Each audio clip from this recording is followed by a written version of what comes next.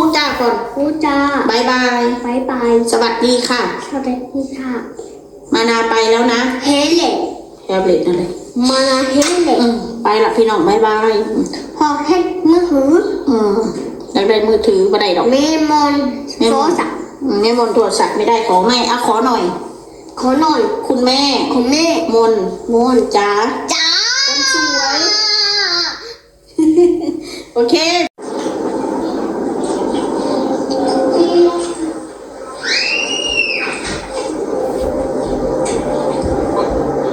จกกองเข่าเด้อมันจะเอามือเปื่อนๆไปงุ้มกองเข่าเด้อธรรมดาจกใช้จานต่างๆหาก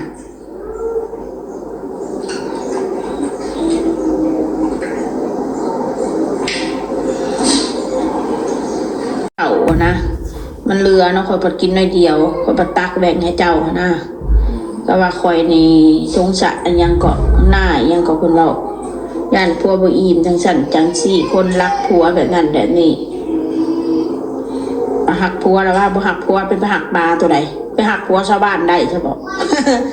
ก็หักผัวตัวเองแล้วว่าครอบครัวหน้ายิ้มแล้วนั่งบนก็สิเอาทิมใช่บอกของซื้อ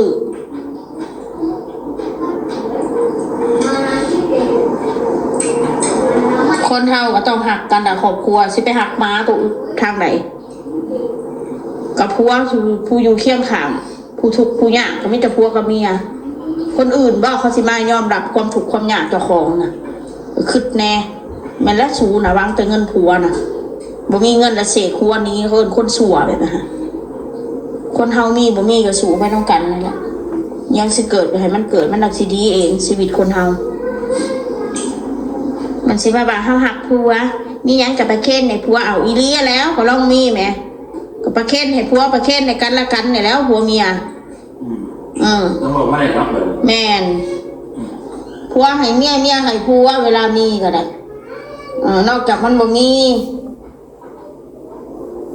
จำเป็นอีหยังต้องสิว่าหักผัวจังสั่นหักผัวจังสี่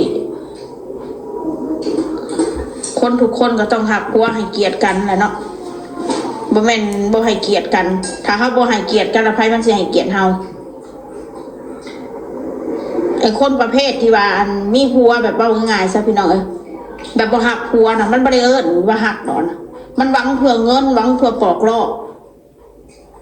มันบ่ได้หวังที่จะสร้างครอบครัวนำกันเบาเพชรแล้วก็หาอยู่นี่ซะสิเฮ็ดอะไรซะ YouTube มันก็คือรายได้อีกทางหนึ่งเนาะเราก็ต้องให้เกียรติงานของเราใช่ไหมโอเคพี่น้องซ้ำนี่แหละมันก็ต่างมีบุญคุณต่อกันแหละกับน้องเนี่ยมันไม่ได้ว่าแต่ข่อยมีบุญคุณกับเขาก็มีบุญคุณกับข่อยถ้าเขาไปเล่นน้ำพีน้ำนองแล้วว่าเขานี่ไปกินเข่าไปหนูกินมันก็สิเป็นยังเพื่อนเข่าอยู่เข่าเพื่อนน้องเข่าเพื่อนแม่เพื่อนนั่งรถใหญ่นะข่อยจะไปกินนะข่อยก็กินรถข่อยบริจำเป็นเรากูคอกินเนี่ยข่อยอยากกินข่อยก็กินรถอียังในตู้เย็นมันมียังข่อยก็จกเอามากินรถถ้าเพื่อนคนน้อยข่อยบอกกล้านะน้อยมันก็เอื้อยน้องกันดูแต่มันก็คนละพ่อคนละแม่มันก็คือพ่อแม่ขั้นกันตามกันออกมาว่าอาจจะรู้ไว้กับข่อยกับโบหูพี่น้องเอาเป็นว่าชีวิตข่อยตอนนี้นะคือข่อยบริคิดยังไรแล้วกินไปวันๆไปหาได้ก็กินไปแค่นั้นแหละเขาบ่มีทางเลือกก็สิยังแล้วก็ข่อยก็ชี้แจงอีกเรื่องนึงนี่แนวนี้เด้อพี่น้องเด้อบัดนี้ก่อนสิจบคลิปข่อยก็สิขายของขายได้อย่างเฮากินนี่แหละแต่ว่าเฮาบ่มีห้างมีหยังมาข่อยสิขายเป็นออนไลน์เอาผู้ใดอยากสั่งตำสั่งยำสั่งได้เด้อพี่น้องเด้อข่อยสิซื้อของกินมายัดที่ตู้เมียนสั่งแล้วก็ไปส่งเอาแบบนั้นหารายได้พิเศษในมือละ100 200ก็สั่งมันดีกว่าเฮาบ่ได้ยังเลยอย่างน้อยเฮาก็ได้จ่ายค่าน้ำค่าไฟอยู่ในนี้อยู่ลาวมันดีแต่ว่าค่าน้ำค่าไฟมันบ่แพงเดือนนึง60,000กีบว่าซั่นซะข่อยก็สิขายตำขายยำคือเก่าข่อยสิซื้อของมาเมียนแล้วผู้ใดสนใจก็อยู่ใกล้แถวมื้อนี้ข่อยก็ส่งให้บ่าวเพชรแล้วส่งให้หรืออ้นน้อยอ้นใหญ่อยากกินหรือว่า FC อยากออเดอร์ให้เขากินก็ได้เด้อพี่น้องเด้อข่อยสิซื้อมาแล้วก็ข่อยสิเฮ็ดแบบนี้เอาเพราะ ว่าเฮายังบ่ฮู้จักว่าง่ายๆซะคือเฮายังบ่มีเงินสิไปเซาของหันวงนี้ดอกยังบ่กล้าว่าซั่นถ้าเกิดไปเซาจีจาลักษณะถ้าเกิดสิไปกู้หนี้ยืมสินมาสมมุติว่าไปกู้หนี้ยืมสินมาเฮ็ดแบบนี้นะแล้วมันบ่ได้ขายแล้วมันสิแย่เฮามันต้องเสียค่าเซานะลองสิเฮ็ดแบบออนไลน์ลองเบิ่งแบบผู้ใดกินล่ะก็ผู้ใดอยากกินก็สั่งเอาเด้อพี่น้องสั่งแล้วก็ไปส่งให้นี่แต่นั่นน่ะได้มื้อละ100 200มื้อได้บ่ได้ก็สั่งมันเฮาบ่ได้เซาเป็นจังนั้นเด้อก็สิว่าให้พี่น้องฟังซะไม่กินคือสมัยตะกี้เฮาก็บ่อยากพี่น้องแบบร่างกายเฮามันก็เฒ่าแล้วเฮาบ่กินเก่งคือสมัยตะกี้แล้วคือเฮากินข้าวนี่ยามมื้อเช้ามันก็ฮู้บ่แลงไงจังกินแล้วเฮาก็บ่สามารถที่ได้คลิปว่าซั่นซะถ้าเฮาบ่เฮ็ดในตรงนี้ในจุดนี้มันก็ยากที่จะได้คลิปถ้าว่าคลิปออกมานั่งเป้านั่งด่านี่มันก็สิบ่มีอีกแล้วล่ะพี่น้องมีแต่สิออกมาเว้าแบบนี้แหละค่ะได้มาบ่พอใจก็ให้เว้าแน่เด้อ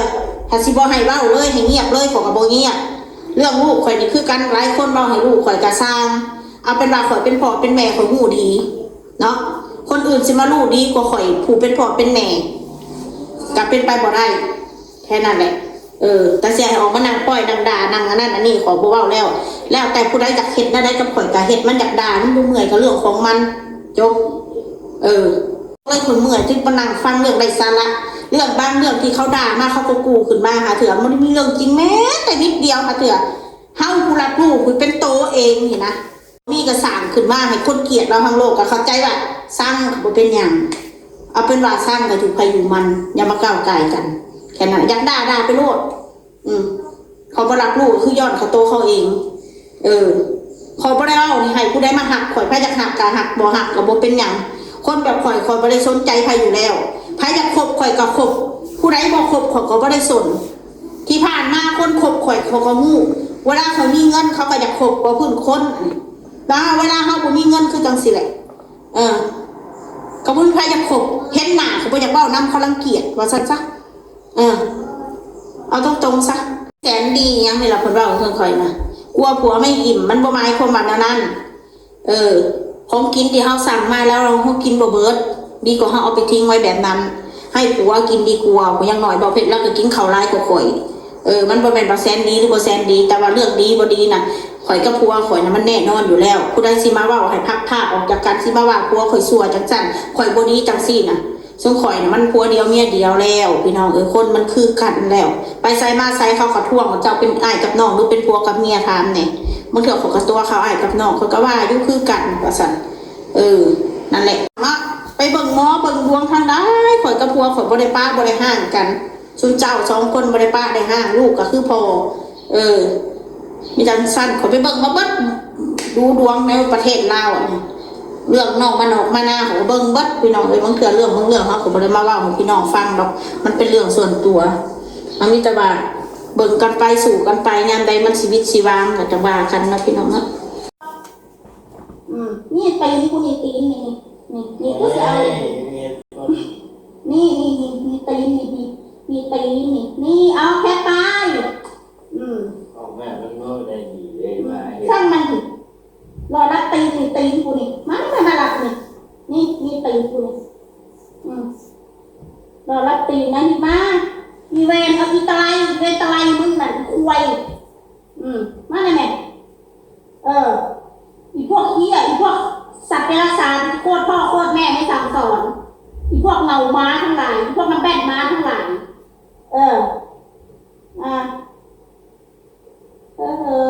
อย่าลบนะคลิปนี้